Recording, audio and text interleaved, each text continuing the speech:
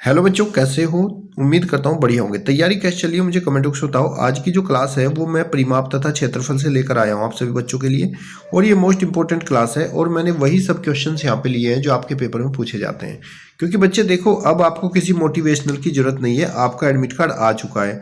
और अगर भी आप अभी भी आपके अंदर पढ़ने की जिज्ञासा पैदा नहीं हुई है, फिर आपको पेपर देना बेकार है, फिर आपका सिलेक्शन नहीं हो पाएगा।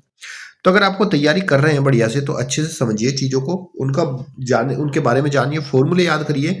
तो फिर आपका सिलेक्शन 100% होगा। कोई आपके सिलेक्शन को रोक नहीं सकता, ये मेरी गारंटी है। तो चलिए शुरू करते हैं आज की क्लास। पहला क्वेश्चन है आपका, यदि एक समकोण त्रिभुज की दो लंबवत भुजाएं 5 सेंटीमीटर और 12 सेंटीमीटर है, तो इस त्रिभुज का परिमाप क्या होगा? सबसे पहले बात जान लो, ये एक समकोण त्रिभुज है। और समकोण त्रिभुज की जो लंबवत भुजाएं हैं वो इनको बोलते हैं जिनके बीच में 90 डिग्री का कोण होता है। तो अगर यहाँ पर लंबवत भुजाओं की बात करें तो एक भुजा आपकी ए बी है और एक बी सी है। अब एक भुजा है 5, तो ये मान लीजिए भुजा हम मान लेते हैं कि 5 सेंटीमीटर है, और ये वाली भुजा आपकी 12 सेंटीमीटर है। हमसे पूछा गया कि इस त्रिभुज का परिमाप क्या होगा। देखो, त्रिभुज का जो परिमाप होता है वो उसकी तीनों भुजाओं के योग के बराबर होता है। तो अगर मुझे इसका परिमाप निकालना है तो मुझे इसकी तीनों भुजाएं पता करनी होगी, ए बी, बी सी और सी ए। तो यहाँ पर हमारे पास दो भुजा तो है, ए बी है 12 सेंटीमीटर और बी सी है 5 सेंटीमीटर। अब मुझे इसकी तीसरी भुजा निकालनी होगी। अब अगर हमें कोई समकोण त्रिभुज दिया है और उस समकोण त्रिभुज की तीन भुजाएं होती है, तीनों भुजाओं में जिसको ये जो 90 डिग्री के सामने वाली भुजा है इसको हम कर्ण कहते हैं, और नीचे वाली भुजा को आधार, और जो सीधी भुजा होती है इसको लंब कहते हैं। इन तीनों भुजाओं में एक संबंध होता है कि जो सबसे बड़ी वाली भुजा होती है कर्ण, इस भुजा का वर्ग बराबर होता है आधार का वर्ग प्लस लंब के वर्ग के बराबर। इस संबंध को नोट कर लीजिएगा, ये किसी भी समकोण त्रिभुज के अंदर संबंध होता है। अब अगर मुझे ये लंबे वाली भुजा निकालनी है जिसको मैं कर्ण बोलता हूँ, ये कर्ण है मेरा AC, तो इसके अनुसार AC का वर्ग जो है वो आधार का वर्ग यानी कि 12 का वर्ग और प्लस लंब यहाँ पर 5 के वर्ग के बराबर हो जाएगा। AC के वर्ग को हल करेंगे, 12 का वर्ग 12 गुणा 12 144 हो जाएगा, और 5 का वर्ग होगा आपका 25। तो आपका AC स्क्वायर बराबर 144 25 equal to 169। AC equal to square हटाएंगे तो यहाँ पर अंडर रूट लग जाएगा।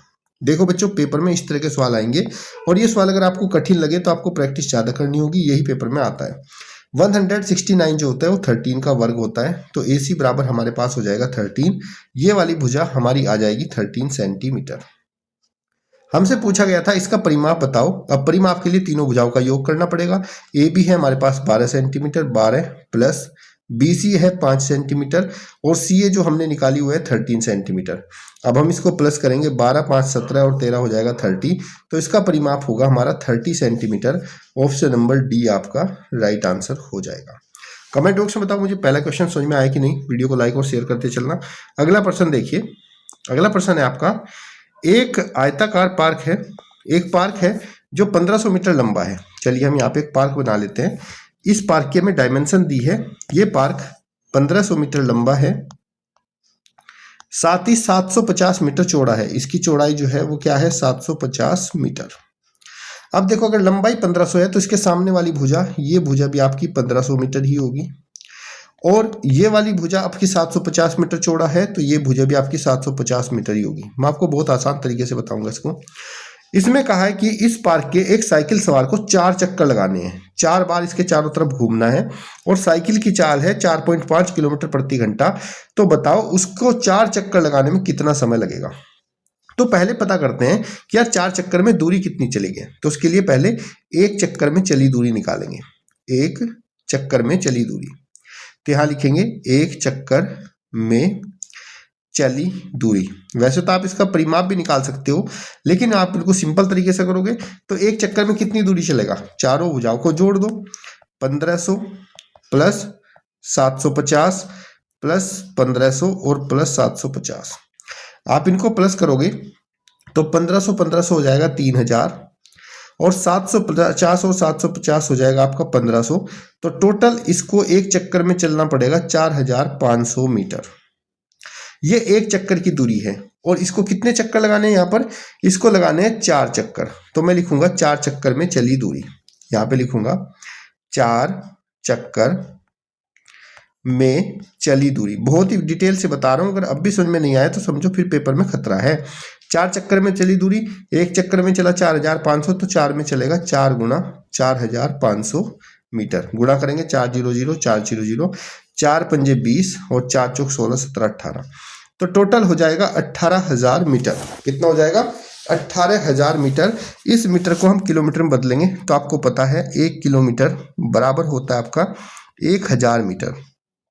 तो अगर 1800 मीटर को हमें किलोमीटर में बदलना है तो टोटल जो हमारी दूरी आएगी, ये दूरी हो जाएगी 18,000 भाग 1000 इज इक्वल टू 18 किलोमीटर। यानी कि 4 चक्कर में जो टोटल चली हुई दूरी है वो हमारी 18 किलोमीटर है। हमसे पूछा है समय कितना लगेगा, तो बच्चे फॉर्मूला लिख लीजिए। समय बराबर होता है आपका दूरी बटे में चाल। क्या होता है समय बराबर? दूरी बटा चाल। दूरी कितनी चली 4 चक्कर में? 18 किलोमीटर, और चाल हमें दे रखी है इसने 4.5 किलोमीटर प्रति घंटा, तो इसको लिखेंगे 4.5। नीचे से हम यहाँ पे दशमलव हटाएंगे तो ऊपर हमारा 0 लग जाएगा। हल करेंगे, 9 पंजे 45, 9 दूनी 18 और 0 इसके पीछे लग जाएगी। फिर 5 से 20 को काटेंगे, 5 चौक 20, तो फाइनली हमारा समय आएगा 4 घंटे। तो इसको 4 चक्कर में जो चली गई दूरी है उसको तय करने में लगा समय 4 घंटे हो जाएगा। ऑप्शन नंबर डी आपका राइट आंसर। तो यहाँ पर जो कंसेप्ट आपको याद रखना है, जब भी किसी पार्क या किसी चीज के चारों तरफ कोई भी घूमता है तो ऐसी कंडीशन में एक चक्कर में जो चली गई दूरी होती है, एक चक्कर की चली गई दूरी उसके परिमाप के बराबर होती है। तो उसका परिमाप होता है उसकी चारों तरफ की नाप। तो आप या तो परिमाप का सूत्र लगा लो या फिर चारों भुजाओं को या जितनी भी भुजा है उस पार्क में उसको प्लस कर दो, वो एक चक्कर की दूरी आ जाएगी। जितने चक्कर में चलना है उससे गुणा करेंगे तो टोटल चक्कर की दूरी आ जाएगी। और अगर हमारी चाल किलोमीटर प्रति घंटा में है तो हम उस दूरी को किलोमीटर में बदलेंगे। अगर चाल किलोमीटर प्रति घंटा में नहीं है, मीटर प्रति सेकंड में है, तो मीटर प्रति सेकंड में ही रहने देंगे। लेकिन यहाँ पर हमारी जो चाल थी वो किलोमीटर प्रति घंटा में दी हुई थी, इसलिए हमने इस दूरी को भी किलोमीटर प्रति घंटा में बदला। और ध्यान रखना, अगर दूरी मीटर में है तो 1000 से भाग करने पर वो दूरी हमारी किलोमीटर में बदल जाती है। रही बात समय की, तो समय बराबर होता है दूरी बटा चाल। सारे सूत्र नोट कर लीजिएगा, इसके जैसे सवाल तुम्हारी किताब में बहुत है, प्रैक्टिस जरूर करिएगा। अगला प्रश्न देखिए। अगला प्रश्न है आपका यहां पर कि एक 8 मीटर लंबी, 6 मीटर ऊंची और 22.5 सेंटीमीटर मोटी एक दीवार बनाने हेतु कितनी ईंटें चाहिए, जबकि एक ईंट की माप 25 सेंटीमीटर गुणा 11.25 और गुणा 6 सेंटीमीटर है। तो बताओ इसमें कुल कितनी ईंटें लगेंगी। देखिए समझिए सवाल को। सबसे पहले हम लोग इसमें क्या करेंगे, एक दीवार है हमारे पास, ये है हमारी दीवार, ऐसी तो होती है दीवार, और इस दीवार में क्या लगी है, ईंटें लगी है। तो दीवार की और ईंट की माप हमें दे दी गई है। दीवार की जो माप है वो है, दीवार की लंबाई है 8 मीटर, लंबाई दीवार की 8 मीटर है।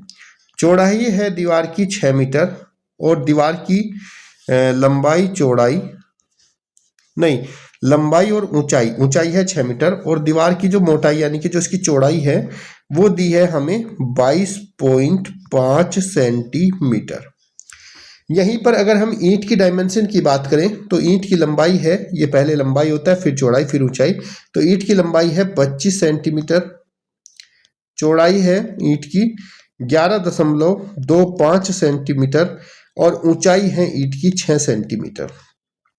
अब देखो बच्चे, जब हमारी ईंटों से कोई दीवार बनेगी, ईंटों से कोई दीवार बनेगी और हमसे पूछा जाएगा ईंट की संख्या कितनी है, या फिर कोई बड़ा वस्तु बनती है छोटी वस्तु से और पूछी जाए कि कितनी वस्तु लगाकर वो बड़ी वस्तु बनी है, तो ऐसी कंडीशन में हमारी जो संख्या होती है, जैसे यहाँ पर ईंट की संख्या है, तो ऐसी कंडीशन में हम लिखेंगे ईंटों की संख्या, ईंटों की संख्या बराबर, ईंटों से क्या बनी, दीवार, यानी कि इस दीवार में बहुत सारी ईंट लगी है, तो ईंटों की संख्या बराबर लिखते हैं दीवार का आयतन। किसका? दीवार का आयतन।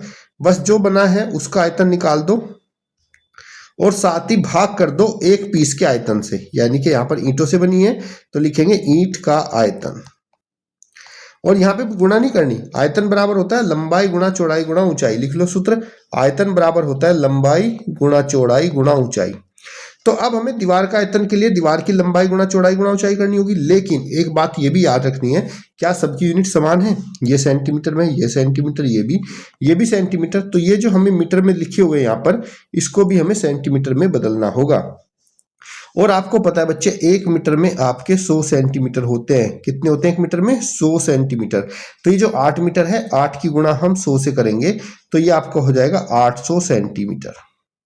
उसी तरीके से यहाँ पे 6 मीटर है, तो 6 में हम 100 से गुणा करेंगे, 6 गुणा 100, तो ये भी हमारा हो जाएगा 600 सेंटीमीटर।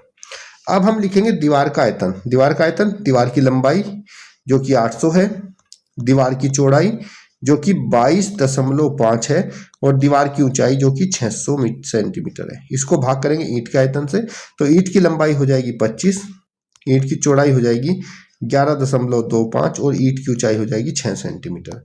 अब हम इसको हल करेंगे, यहाँ से दशमलव हटाएंगे तो नीचे 0 लगेगा, 60 दशम आपका 600 हो जाएगा। और इधर हम कैंसिल करेंगे, 5 पंजो 25, 5 चौक 20 और 5 पंजो 25, फिर 5 से काटेंगे, 5 नीम आपको हो जाएगा 45। अब इसको काटेंगे हम, फिर से हम इसको 5 से काट देंगे, 5 दूनी 10 बचा 1, 5 दूनी 10 और 5 पंजो 25, और यहाँ पे हो जाएगा 5 दूनी 10। यहाँ पर भी 2 के बाद दशमलव था, तो ये दशमलव हटाएंगे तो ऊपर की तरफ हमारा 100 लग जाएगा। यहाँ से दशमलव हटाएंगे तो ऊपर की तरफ हमारा क्या लगेगा? 100। अब इसको काट देंगे, 9 दूनी 18 और 9 पंजे 45, फिर हम इसको काट देंगे, 25 चौका 100। तो फाइनली हमारे पास जो इंटू की संख्या बचेगी वो हो जाएगी 800 इंटू में 2 और इंटू में 4। तो हम इसकी गुणा करेंगे, 8 दूनी 16 चौके 64। तो फाइनली जो हमारी ईंटों की संख्या हो जाएगी वो हो जाएगी 6400। ऑप्शन नंबर सी आपका राइट आंसर। क्वेश्चन नंबर 4 में आपको क्या कहा गया है कि यहाँ पर एक फ्लोर है, यहाँ पर क्या है? एक फ्लोर है, और इस फ्लोर की जो माप है वो 12 मीटर और 10 मीटर है, और इस पर टाइलें लगानी है। तो कितने टाइल लगेंगी? तो अभी मैंने बताया, देखो ये फ्लोर हो गया बड़ा सा और ये टाइल हो गई छोटी सी। तो हमें क्या करना होगा? फ्लोर का क्षेत्रफल को भाग करना पड़ेगा टाइल के क्षेत्रफल से। फ्लोर की लंबाई है 12 मीटर और चौड़ाई है 10 मीटर। यहाँ पर टाइल की लंबाई है 8 सेंटीमीटर और चौड़ाई है लंबाई है 10 सेंटीमीटर और चौड़ाई है 8 सेंटीमीटर। तो हमें पहले इसकी यूनिट बराबर करनी पड़ेगी। अगर ये सेंटीमीटर में है तो इधर भी सेंटीमीटर में ही बदलना पड़ेगा। 12 मीटर में हो जाएंगे 1200 सेंटीमीटर। ध्यान रखना, क्योंकि 1 मीटर में आपके 100 सेंटीमीटर होते हैं, तो जब भी आपको मीटर में दिखाई दे सीधा उसमें 100 से गुणा कर दीजिए। 10 मीटर में आपके हो जाएंगे 1000 सेंटीमीटर। अब पूछा है टाइलों की संख्या। टाइलों की संख्या अब बताओ मुझे कमेंट बॉक्स में मैंने क्या बताया। अगर टाइलों की संख्या निकालनी है तो बड़े वाली टाइल का क्षेत्रफल यानी कि लंबाई गुणा चौड़ाई जो कि 1200 गुणा 1000, और बटे में छोटे वाली टाइल का क्षेत्रफल जो कि है 10 गुणा 8। अब इसको हल करेंगे, यहां से 10 से ये 0 कट गया और 15 अट्ठे होता है 120। तो 15 की 1000 से गुणा करेंगे तो टाइलों की संख्या हो जाएगी हमारे पास 15000। ऑप्शन नंबर बी आपका राइट आंसर। क्लियर है? कमेंट बॉक्स में कोई डाउट तो नहीं है? अब अगर आपको ये क्लास अच्छी लगी है और आपको ये समझ में आया है तो आप मुझे कमेंट बॉक्स में बता सकते हो कि सर अगली क्लास भी आप कराइए और ये जो बचे हुए क्वेश्चन है इनको भी आप कराइए। अगर आपको ये क्वेश्चन आते हैं, question number 5, question number 6, question number 7, question number 8, question number 9 और क्वेश्चन नंबर 10, तो मुझे कमेंट बॉक्स में सोल्व करके इनका आंसर दे सकते हो। अगर नहीं आते हैं तो मुझे कमेंट बॉक्स में बता सकते हो कि सर आप इसका सेकंड पार्ट में ये वाले क्वेश्चन करा दीजिए। अदरवाइज नहीं तो मैं आपको प्रैक्टिस सेट करा ही रहा हूँ, वो आपको मिलते रहेंगे, क्योंकि मैं नहीं चाहता कि मैं कोई कंटेंट अच्छे से बनाऊं और बच्चे आप उसकी रिक्वायरमेंट ना हो या आप उसको देखना पसंद ना करो, तो फिर मैं अपना टाइम उसमें वेस्ट नहीं करूंगा। और जो कंटेंट बच्चे को चाहिए इस समय पेपर के टाइम पर वही उपलब्ध कराऊंगा। और अगर आपको जरूरत है चैप्टर वाइज तो मुझे कमेंट बॉक्स में जरूर कहिएगा चैप्टर वाइज, तो मैं आपको चैप्टर वाइज उसकी क्लास करा दूंगा। चलिए तब तक के लिए धन्यवाद। जय हिंद, जय भारत।